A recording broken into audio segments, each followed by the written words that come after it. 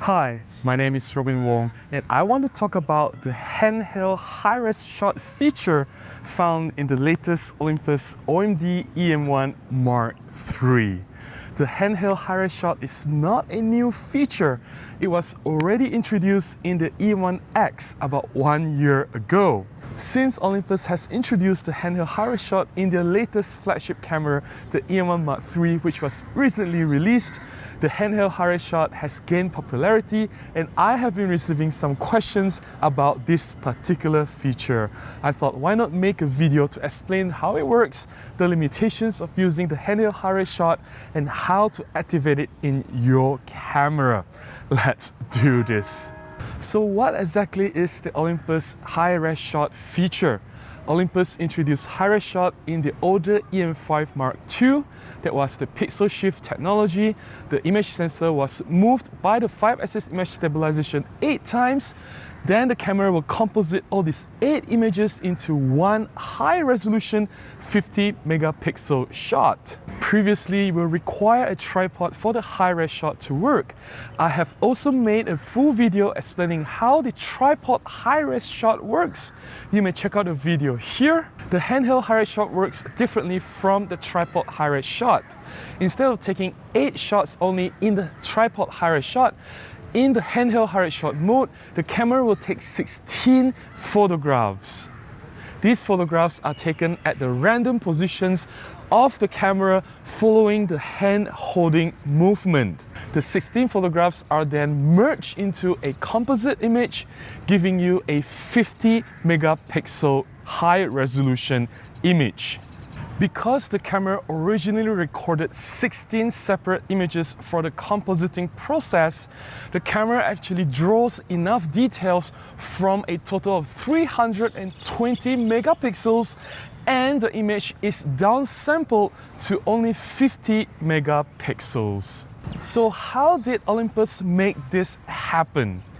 In the original E-M1X, when the handheld high-res shot was first introduced, Olympus claimed 3 particular factors that can make the handheld high-res shot possible. The first factor, having a powerful processor.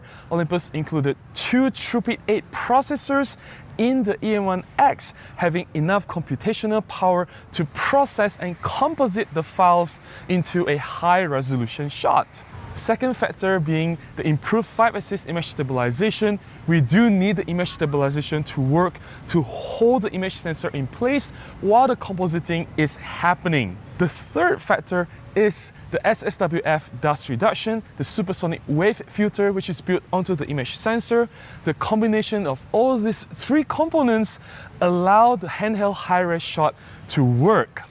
Fast forward now to the E-M1 Mark III. The handheld high-res shot is available in the E-M1 Mark III, but the camera now doesn't have 2 Truepic IX processors. It only has 1 Truepic IX processor, which is the latest and most powerful processor from Olympus. Before we talk about the limitations and advantages of using the handheld high-res shot, here are some samples that I have taken with the latest Olympus OMD E-M1 Mark III.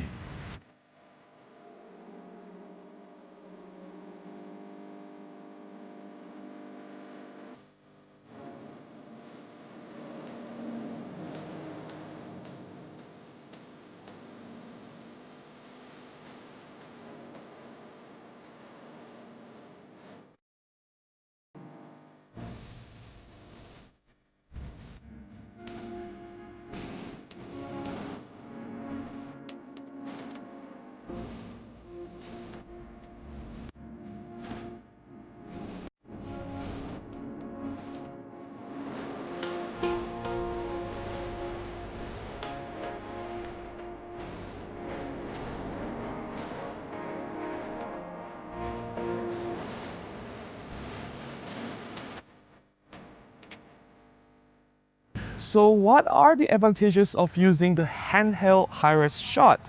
Olympus claimed 2 main advantages. The first one being the obvious one, you get a full 50 megapixel RAW or JPEG file from the Olympus camera.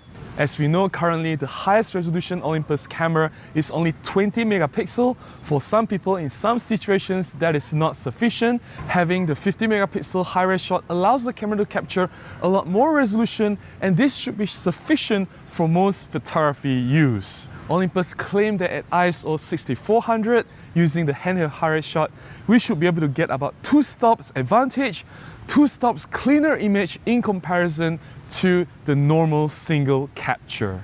I believe this to be true because the handheld high-res shot draws from 16 available images composited into one that's 320 megapixel file, which is downsampled all the way down to only 50 megapixels. So far, the handheld high-res shot sounds like a godsend feature in the camera. It allows you to do a lot more than what the sensor is capable, but there are limitations that you have to be aware of before you use this feature extensively. Olympus didn't hide any of this information. In fact, it is published in their official product information page. First limitation, because the handheld high-res shot follows the hand movement, no two handheld high-res shots will be 100% similar. Every single handheld high-res shot will be slightly different, and sometimes you get better image quality, sometimes you get slightly less image quality. The only consistent result is that the 50 megapixel high-res shot will give you a lot more resolution to work with than a single captured 20 megapixel RAW file. When the handheld high-res shot is enabled, the aperture limit is f8 at the narrowest. You cannot go any smaller than f8. Also, the ISO number is limited to 6400 at the highest. You cannot go any higher than that, so the cap is 6400 if you want to use the handheld high-res shot in low light shooting conditions. I'm not aware of any shutter speed limitations using the handheld high-res shot, but if there is movement in your photograph, if there is any subject movement at all, that particular part in your photograph will have lower resolution. The camera will still successfully composite the image. It will still be smart enough to determine if that area has movement or not. It will just use the information from the lower resolution file into the composite.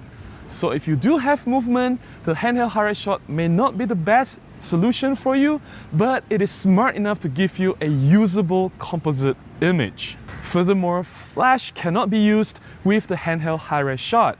Shooting in artificial light situation, when there is flickering and inconsistent light, the resolution in those parts will also be rendered lower.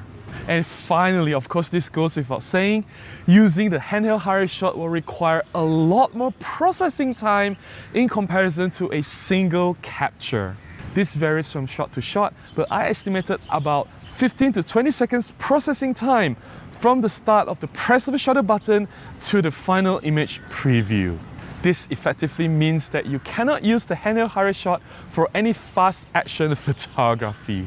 In comparison between the handheld high-res shot and tripod high-res shot, the tripod high-res shot will still give you more resolution, better color tonality, slightly better dynamic range, and overall better resolution than the handheld high-res shot. In fact, in the E-M1 Mark III, thanks to the new and more powerful image processor, the Truepic IX, shooting with the tripod high-res shot can give you 80 megapixels RAW and JPEG files. With that out of the way, let's find out how we can activate the handheld high-res shot in your Olympus OMD E-M1 Mark III camera. To enable the handheld high-res shot, go to the Super Control panel. You can do that by pressing the OK button. Go to the drive mode here, just above the JPEG and RAW file.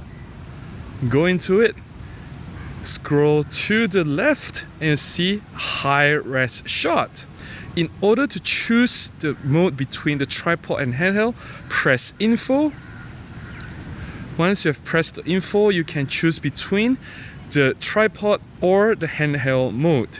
The handheld mode is denoted by the hand sign, and of course the tripod is by the tripod icon.